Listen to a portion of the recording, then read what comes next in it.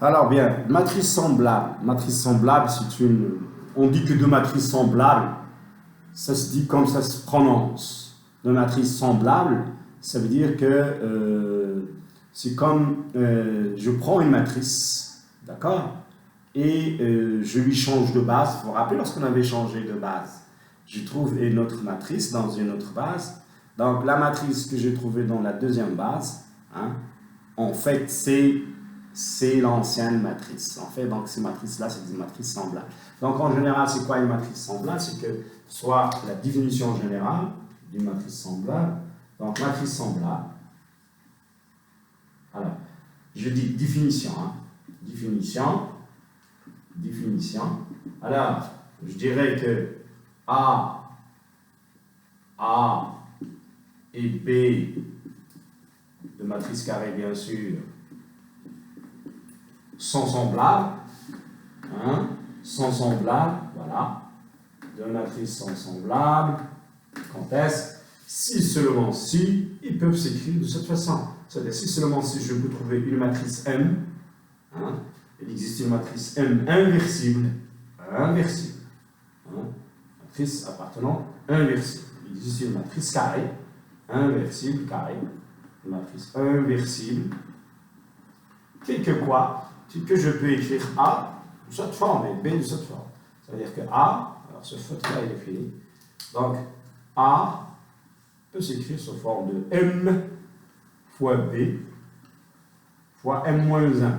Donc, vous vous rappelez, on a déjà vu quelque chose comme ça. Hein? Lorsque j'avais fait la représentation matricielle, hein, les matrices de passage. Donc, lorsque je passe d'une base à une autre, je multiplie par la matrice de passage fois l'inverse de la matrice de passage. D'accord? Donc, je dis que A et B sont semblables. Donc, A ici est semblable à B. Si seulement s'il existe une matrice telle que A égale A, M fois B fois M-1. C'est comme en fait, quand est-ce qu'on dit que deux matrices semblables, c'est comme en fait on change de base. C'est la même matrice, c'est vraiment la même matrice, sauf qu'on a changé de base. Il n'y a pas de différence. Semblable, ça veut dire qu'ils se ressemblent. C'est juste qu'on a changé de la base. On a changé de base par une matrice M. D'accord? Donc ici, je dirais que les matrices sont là. Alors regardez ici. Donc lorsque deux matrices sont semblables, automatiquement, vous allez voir qu'ils ont même déterminant. Hein? Déterminant de A égale à déterminant de B. C'est une caractérisation très facile. Pourquoi? Je vais le démontrer très facilement. C'est très facile. Deux matrices semblables, ils ont même déterminant. Deux matrices semblables, ils ont même déterminant. D'accord? Pourquoi?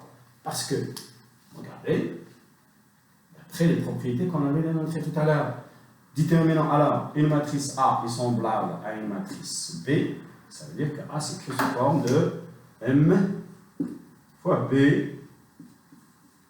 fois M-1. Bien sûr, je me rappelle M-1 avant, je pense.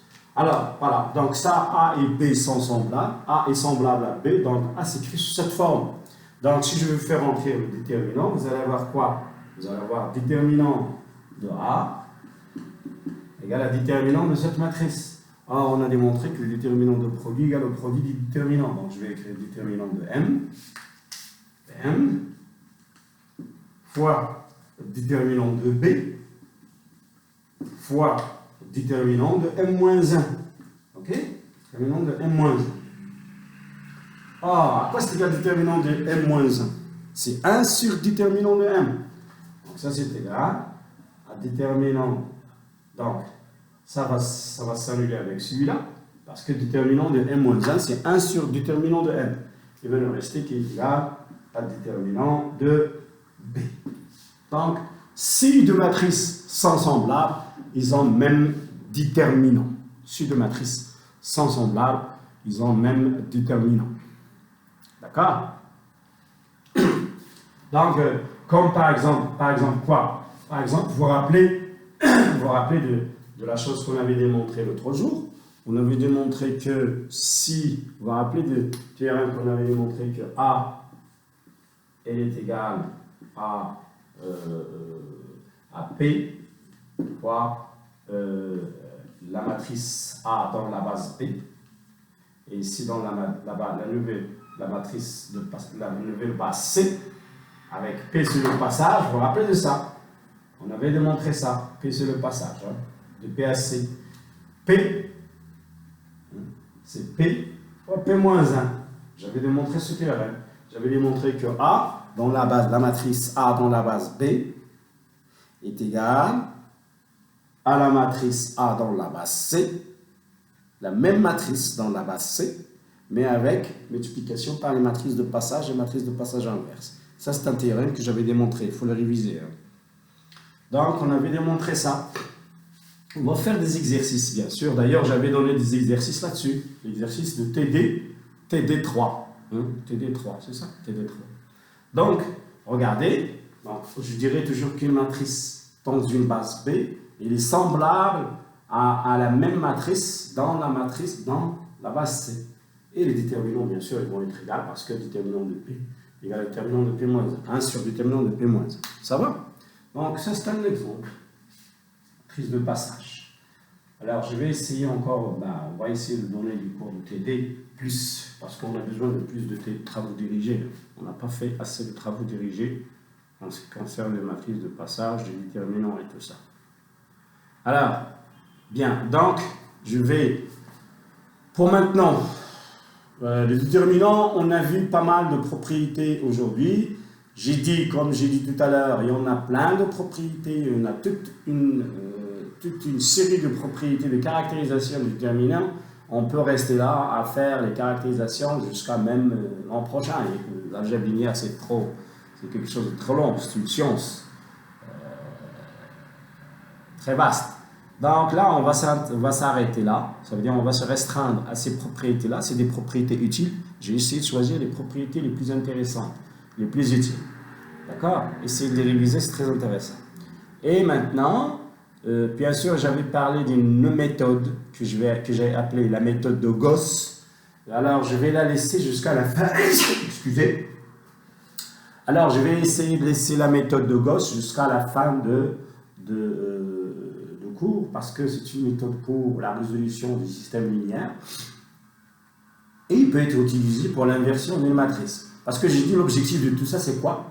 L'objectif de tout ça, c'est quoi? C'est de résoudre les systèmes linéaires. Ça va? Donc maintenant, je vais aborder la dernière partie de notre cours de cette année, c'est la réduction des endomorphismes, ou bien la diagonalisation de matrices. Donc, on va essayer de prendre une matrice A,